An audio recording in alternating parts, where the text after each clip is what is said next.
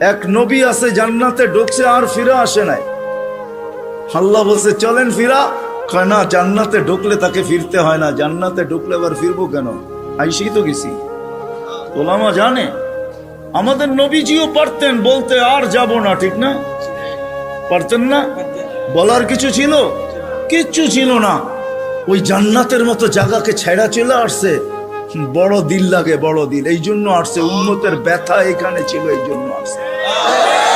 আমি না গেলে চোখে দেখা উম্মতকে কে বলবে? আজকে তো উম্মত নবী চিনে না।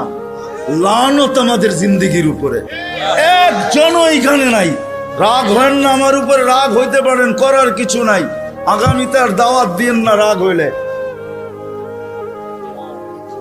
রাগ হয় না, একজনও নাই এখানে, একজনও নাই যে এতদিন চুল কাটছি কোনদিন সেলুনে যেয়ে বলছি